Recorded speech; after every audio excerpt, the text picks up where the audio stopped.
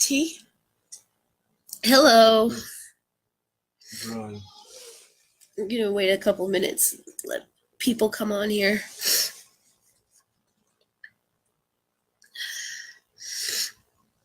I have a cold.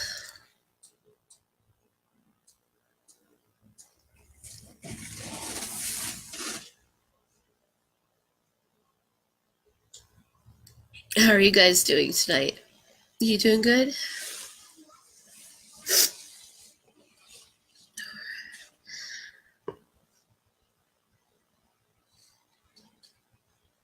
Hello, how are you?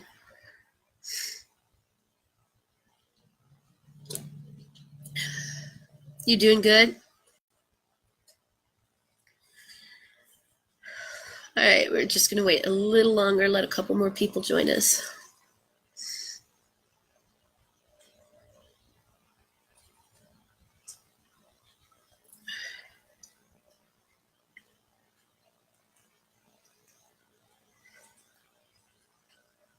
Okay, so this morning I made a bunch of phone calls.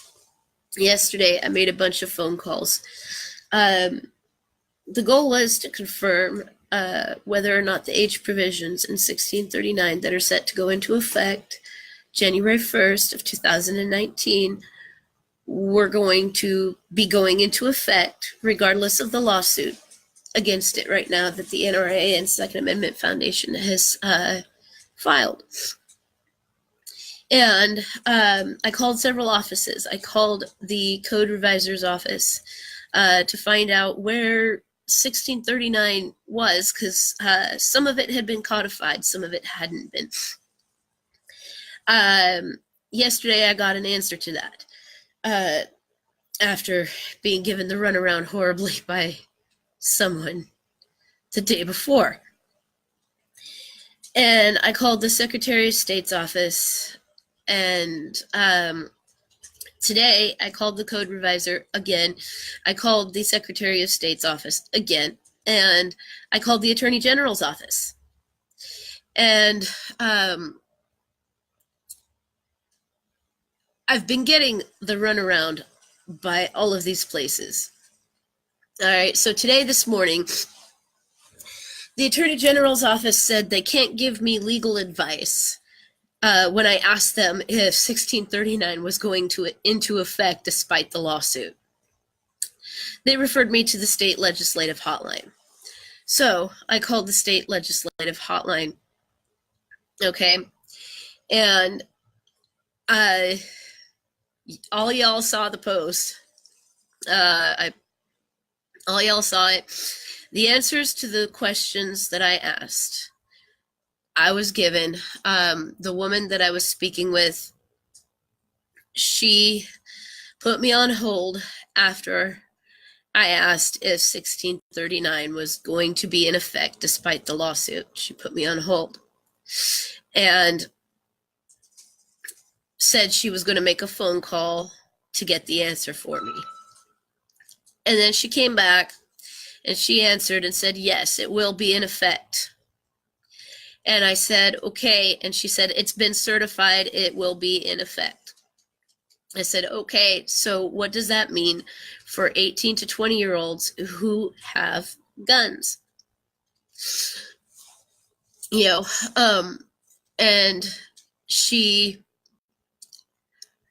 I didn't include her questions to me in the post, and for that I apologize to you guys. She ended up asking me who did I know in that age group that had guns and what guns did they have. So I told her it was a general question. She told me that and she asked me those questions after she put me on another hold and said she was making another phone call to get the answer. So I told her it was a general question. She then told me that any 18 to 20-year-old that currently has a semi-automatic assault rifle or a handgun or CPL, that the CPL would be revoked and their handgun and rifles would be confiscated. That is what she told me. I posted it. I knew that information wasn't correct because I've read 1639 umpteen million times, and I've read the RCWs umpteen million times. I didn't post that to spread misinformation. I didn't post it to cause alarm. I didn't post it to cause any trouble or confusion. I posted it because I felt that you all had the right to know what answers were being given to my questions. I sincerely apologize for causing confusion or alarm. It wasn't my intent. But again, it was confirmed that the Office of the Code Reviser, the Secretary of State, the legislative hotline, they all said it's been certified and that it is going into effect January 1st, despite the lawsuit. So we can't stop this thing before January 1st. There's no way to. It's not being stopped. I don't know if this woman was reading me a script. I don't know if this woman was feeding me a bunch of crap. I don't know, and honestly, I don't care. But my point in posting it and sharing that with you is, hey, you guys have a right to know. The people have a right to know what is being said in a government office. They have a right to know what is being said and who is saying it, etc. So that is why I posted it. Now, that being said, with this, I have here my 1639 printed and used edition right here. Okay. That being said, now the new sections. Yesterday, when I spoke with the Code Reviser, there was an issue. Could not find any of the new sections involving secure gun storage. And the Code Reviser's office actually transferred me to one of the 3 heads of that office. And I spoke with Chris. Okay? And Chris gave me the information. I have so many notes here. Chris gave me the information. Well, let's go back a little bit. The first call I made to the Code Reviser's office, I spoke with a woman named Shane. And she seemed very confused. And her and I emailed back and forth after the phone call quite a bit. I asked her, where can I find the new sections added to the RCW 9.41 by 1639? See, these are my notes. Okay. Her initial answer was that the legislature had amended it and it had been codified and moved and codified with 940. And then she sent me a certificate of enrollment for 940 that should have shown me where the sections of safe gun storage were found. And I have the email. I'd gladly show it to you guys. And it wasn't in there. So I called her back and I emailed her. I said, it's not in there. That's not correct. If a certificate of enrollment is what determines if a law goes into effect, that's what I need. Can you please send me the certificate of enrollment for 1639? And she sent me a link to the website explaining that the link had the wrong initiative number on it. They had an initiative number 1531, and she said it was a naming issue. They could not name it 1639 in the website. It would not let them. So I clicked on that link, and it took me to exactly what I have here. The proposed initiative, as it was filed right here. And I said, no, that's not the correct document. I need the certificate of enrollment, please. And she then emailed me back and said, our office doesn't certify. Try the Secretary of State.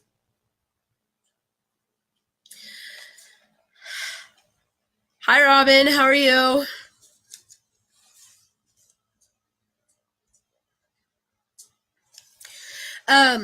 So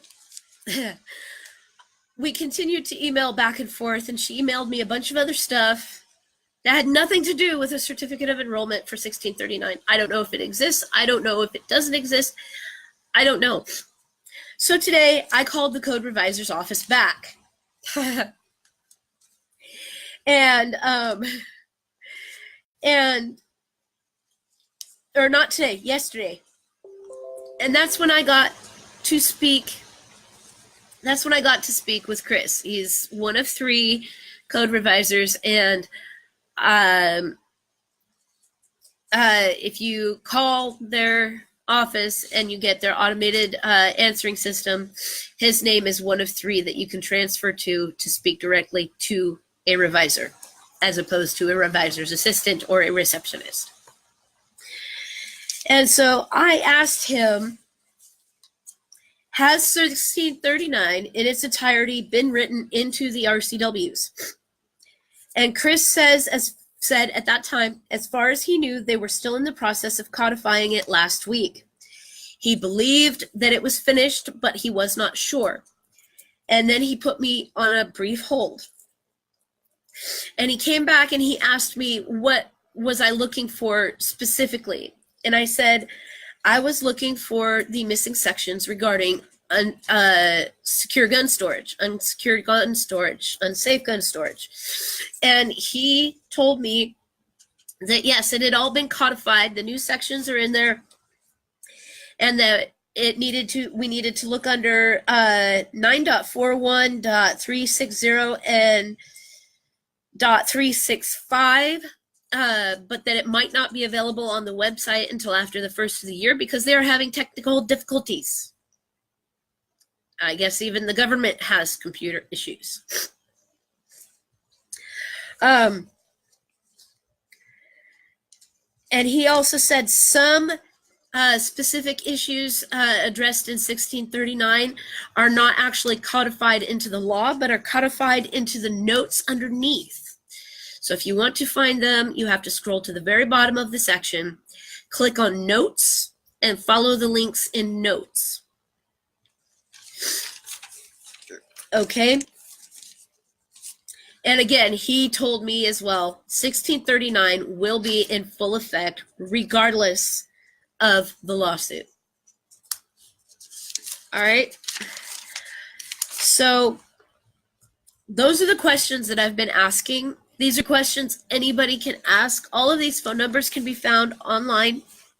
If you just Google search the Secretary of State's office, Google search the Attorney General's office, Google search the Code Revisor's office, and make sure you include in your search contact Code Revisor of Washington State, contact Attorney General of Washington State, contact the Secretary of State of Washington State. And the legislative hotline is already in a legislative action toolbox linked on our page. So that's how you get a hold of those people.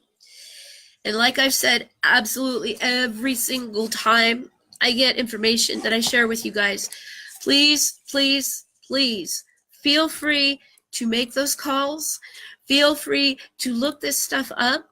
I don't want to give bad information. Like I said, the post that I made this morning, I felt you guys had a right to know because it was not all correct information. And it's not right. And for someone that represents a government office, whether they're an official office holder or a receptionist, for someone to say those things to a constituent is ludicrous to me. I thought you guys had a right to know what was being said. I didn't mean to cause trouble. On that note, moving right along. So I've also been looking deeper into Mr. Bob Ferguson. Mr. Bob Ferguson. Today I found a whole bunch of interesting information. specifically information on Elect Bob Ferguson website. Statements that he made regarding who his contributions come from on that website in a public post while he was soliciting other contributions. Apparently, he refuses contributions from PACs, political action committees, and major corporations. It's stated right there on his websites. It's stated there that he doesn't want to be bought by those people, by the special interest groups. Oh, who, by the way, he's touting on that website as extreme right special interest groups. He doesn't mention them specifically, but he is using those statements.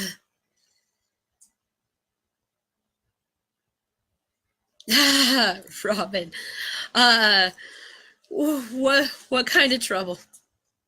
He's using those statements. One quote is, "Hi, Dustin." One quote that he said is that he refuses to take money from special interest PACs and corporations. So he depends on grassroots contributions. So I've been looking into his campaign contributions, and what I found, and again, it's all on the PDC website, what I found was that his campaign contributions don't all come from little grassroots individuals. Quite a few of them actually come from political action committees. Some of those political action committees he's a chair of. So isn't that him kind of taking nonprofit funds and contributing to his own campaign to do it? Is that misfeasance? Maybe? I'm looking into it. That's all I'm saying. I'm not saying that's what's going on. I'm saying this is what it looks like. This is the little crumb trail that I've been following since the last live Taking Apart Bob Ferguson Part 2. This is going to be the focus of Taking Apart Bob Ferguson Part 3. Is where do those breadcrumbs lead? I'm following the money. I also wanted to let you guys know that from now on, I will be doing all of my phone calls and questions via live. I will be Facebook live streaming those phone calls. And yes, I am aware that I have to let them know that it's being recorded. I will do that too.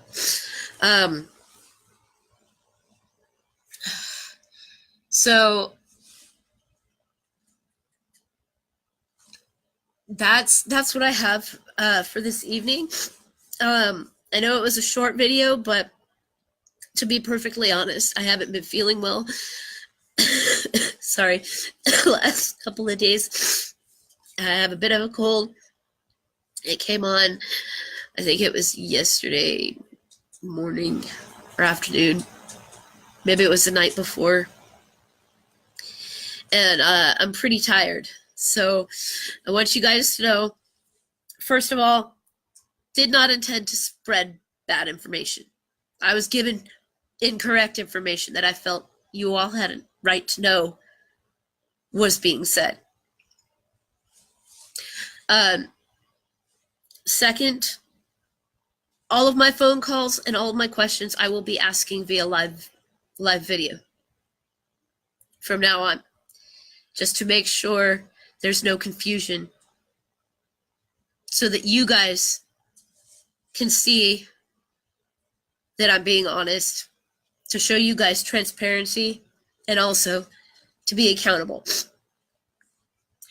And then the next thing, Taking Apart Bob Ferguson Part 3 is in the works.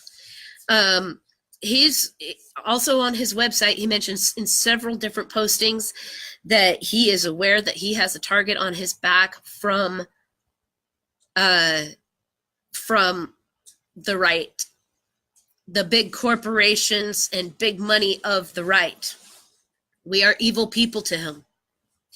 That's very clearly stated on his website.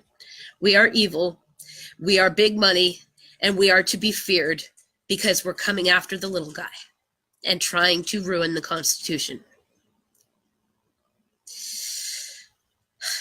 Those are his statements. No big surprise. But yeah, Robin, big trouble. There's going to be big trouble.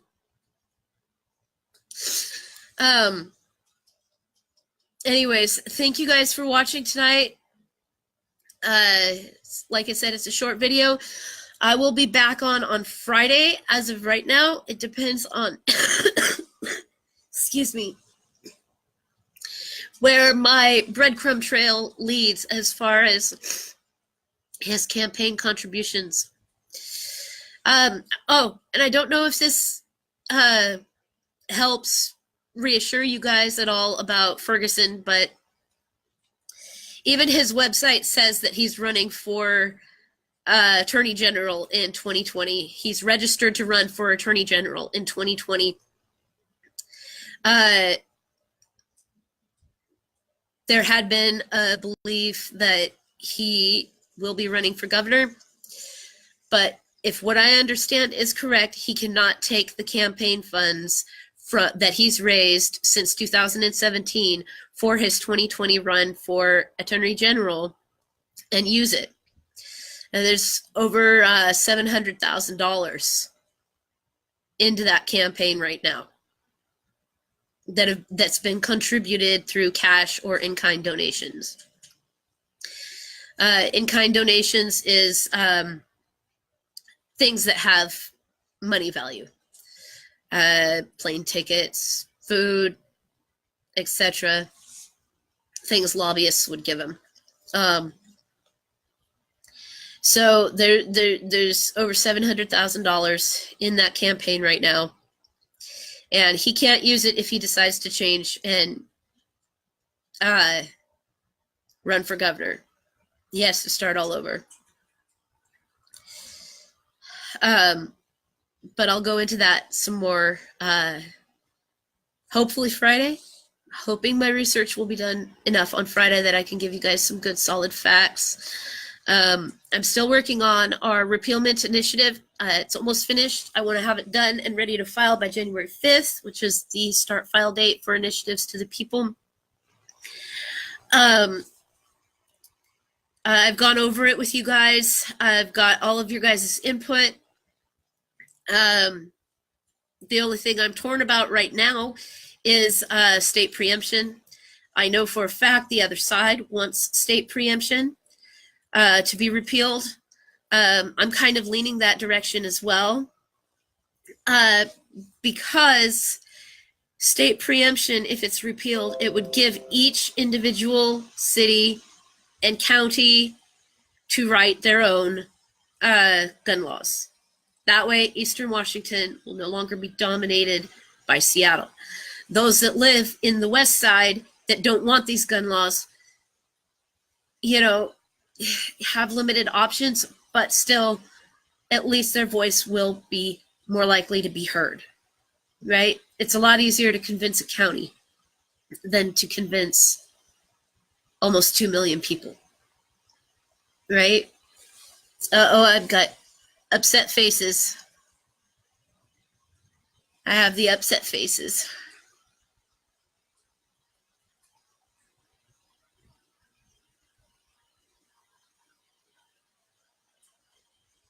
So, oh, okay. So those are that's what's going on. That's what's happening. Our initiative is almost finished. Oh, and I did decide that I won't be releasing that to the media. A few members had talked to me about possibly doing that. I decided personally I don't want to.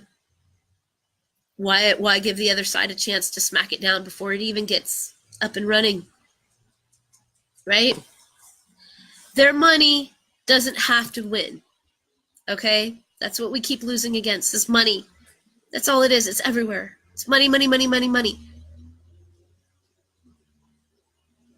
So the element of surprise is an advantage. They're already filing other bills anyways. All right, I'm done. I'm going to get on a soapbox. You guys have a good night. Thank you for watching, and make sure to tune in on Friday at 8:30 p.m. I'll be doing another live, hoping that it'll be taking apart Bob Ferguson Part 3. You guys have a good night.